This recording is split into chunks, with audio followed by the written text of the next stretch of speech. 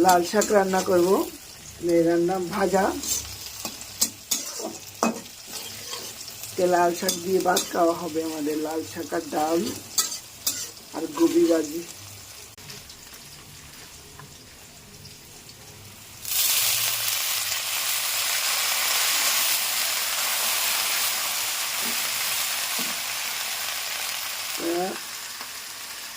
এই লাল শাকটা এত লাল, এত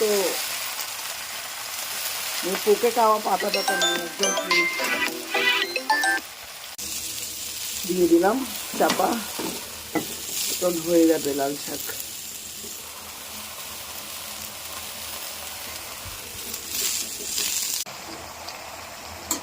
আস্তে আস্তে হয়ে যাবে শাক।